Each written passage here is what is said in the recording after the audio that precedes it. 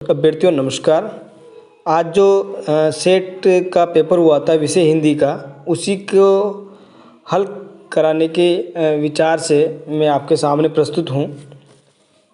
अब चलो बिना देर किए शुरू करते हैं। आज का जो ये मेरे सामने जो पेपर देख रहे हैं उसमें है आग का दरिया किसकी रचना है, तो इसका आंसर है कुर्तुल एंड हैदर। इसके बाद हम देखते हैं विभावानुभाव संचारी संयोगादृश निष्पत्ति ही। भरतमुनि के इस कथन के अंतर्गत निष्पत्ति का भट्ट लोलट के मत में अर्थ क्या है, तो वो इसका उत्तर होगा उत्पत्ति।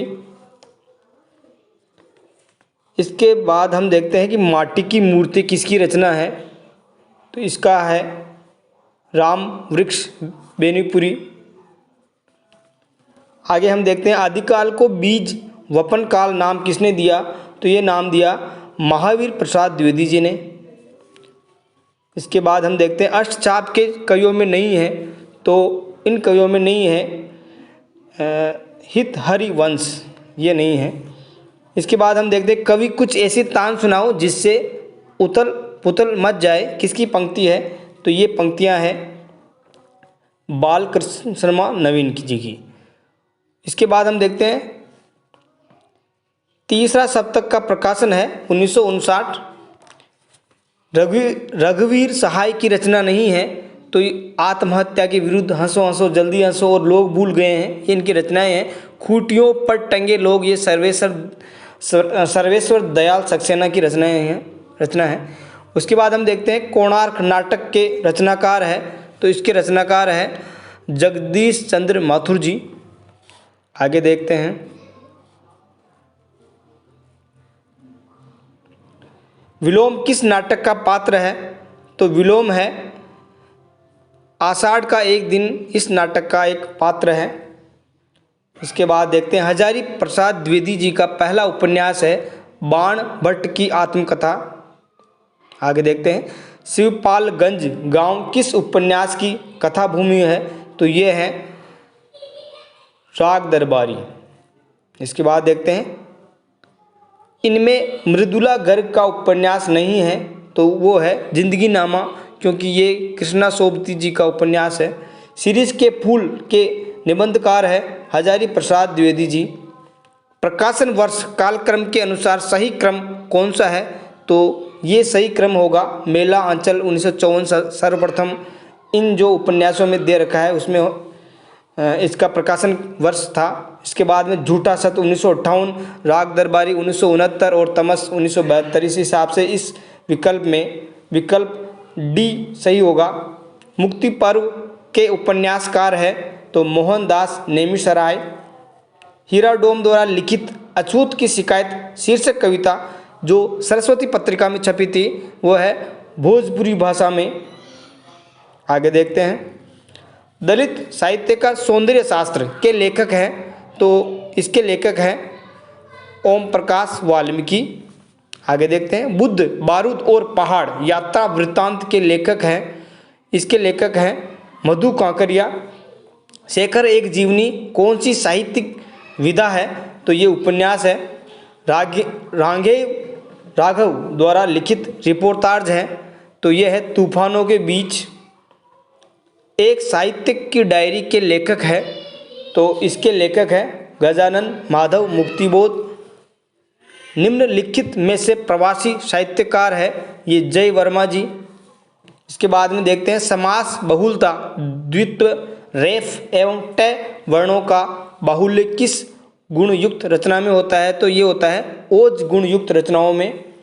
काव्य में बिंब का कार्य है काव्यार्थ को पूर्णतः स्पष्ट करना, भाव को संप्रेषित एवं उत्तेजित करना, वस्तु या घटना को प्रत्यक्ष करना, उक्त सभी, तो इसमें है उक्त सभी।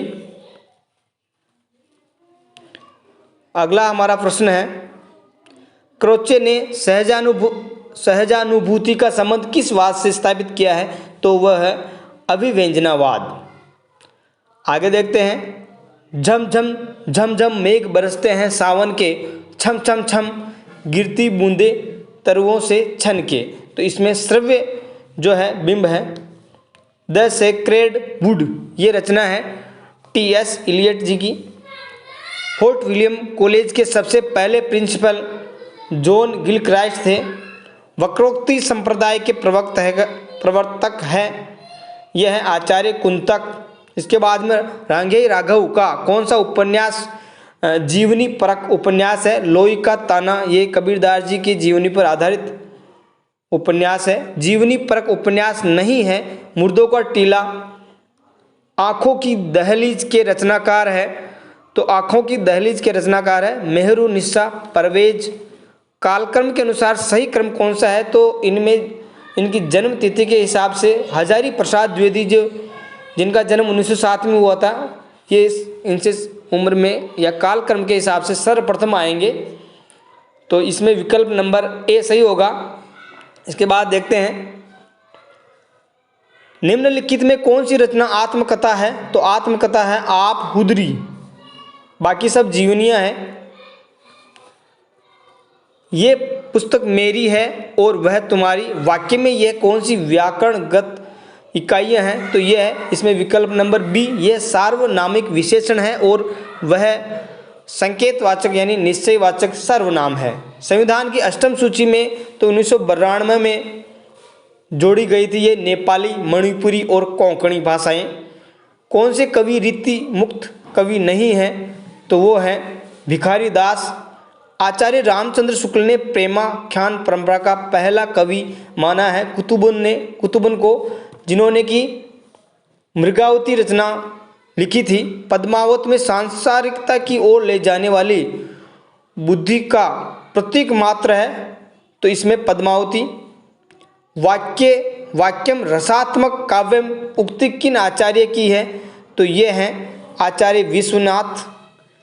आगे देखते हैं प्रेमचंद द्वारा रचित महाजनी सभ्यता साहित्य की कौन सी विधा है? तो ये निबंध है।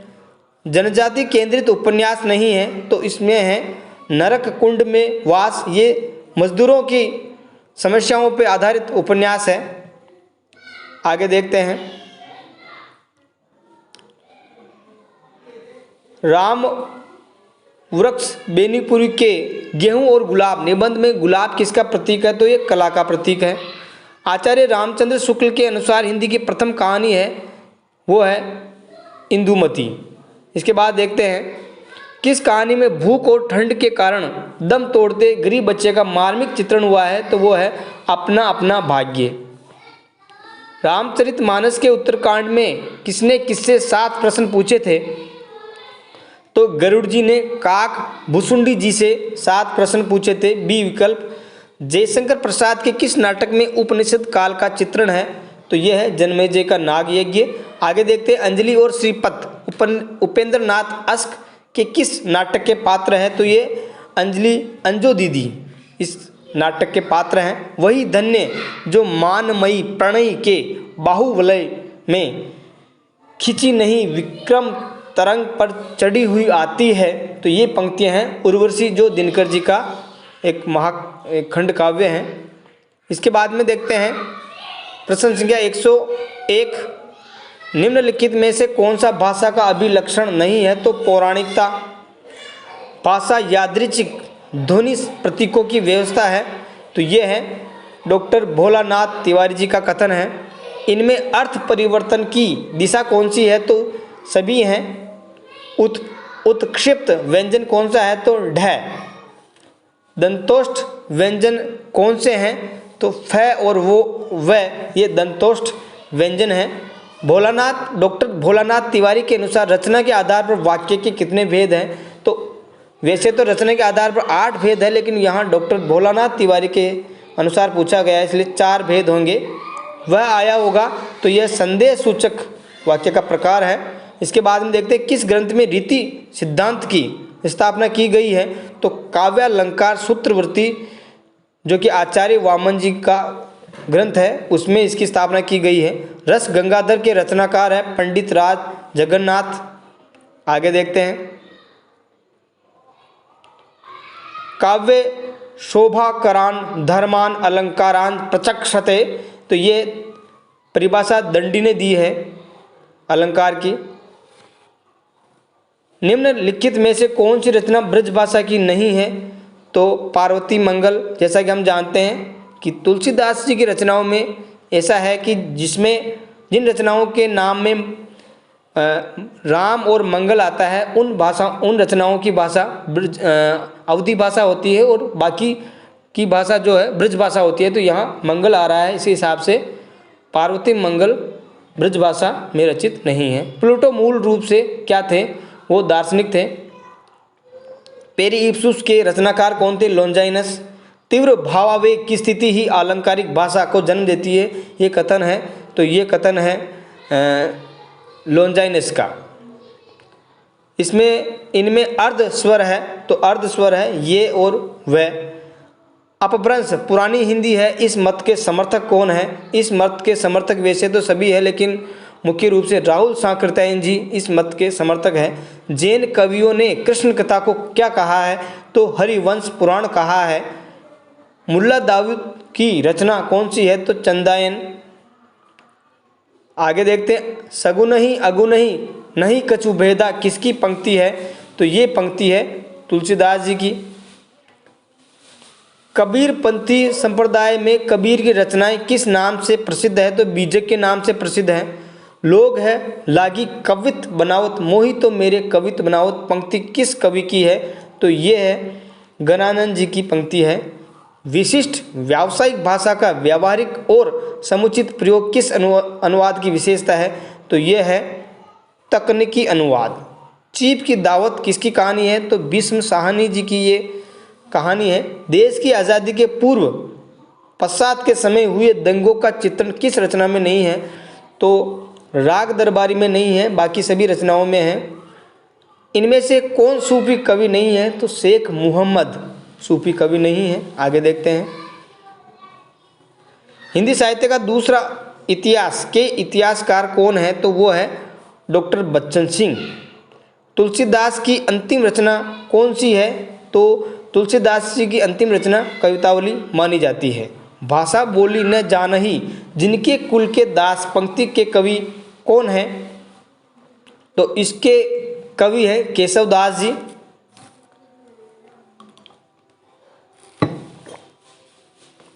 आगे है, बाल की खाल निकालने वाले वकीलों की थैली गर्म कर उन्होंने अदालत से उस झोंपड़ी पर अपना कब्जा कर लिया और विधवा को वहां से निकाल दिया। तो यह है, ये पंक्तियां एक टोकरी भर मिट्टी माधवराव सप्रे जो कहानीकार है, हिंदी के आरंभिक कहानीकार, उनकी कहानी एक टोकरी भर मिट्टी से ये पंक्तियां ली गई है। किस कवि ने संस्कृत को कूप जल और भाखा को बहता नीर कहा है? तो कबीरदास जी ने ऐसा कहा है।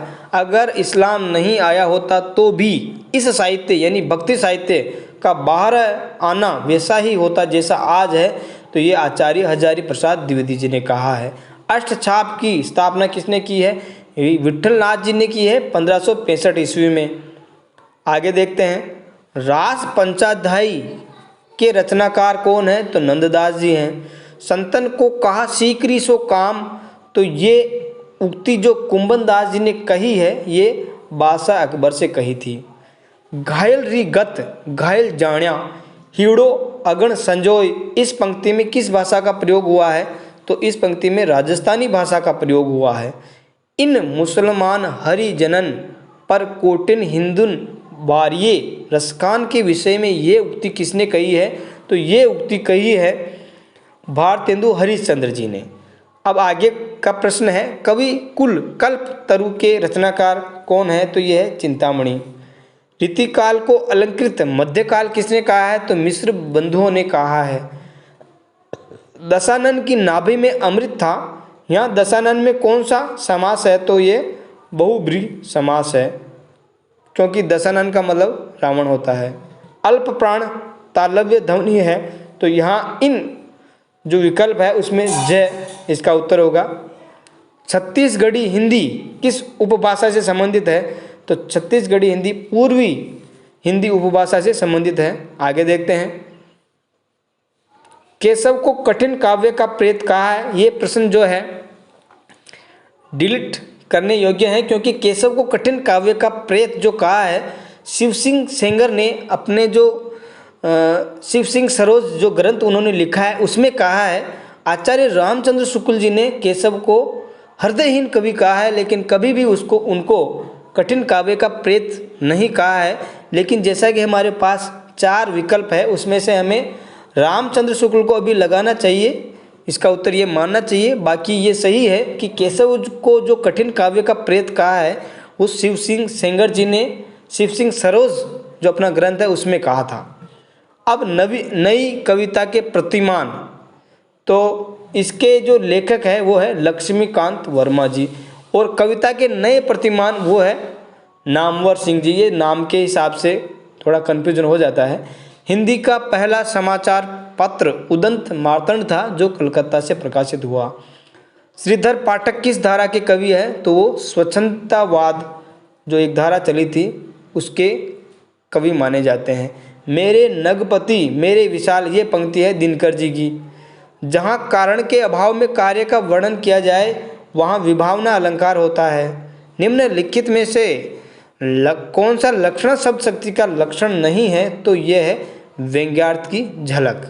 और आगे है जहाँ लक्ष्मी कैद है, कहानी के लेखक कौन है, तो ये लेखक है राजेंद्र यादव। और ओज गुण का कौन सा लक्षण सही है, तो यह है कर्ण कटु शब्दों का प्रयोग। तो इस प्रकार से प्रिय अभ्यर्थियों, हमने देखा कि आज जो सेट का पेपर था उस पेपर की जो उत्तर होने चाहिए थे, सटीक उत्तर हमने देखे, और जल्दी ही आपको इस सेट पेपर में जितनी कट ऑफ रह सकती है उसकी जानकारी भी इसी चैनल पे दे दी जाएगी।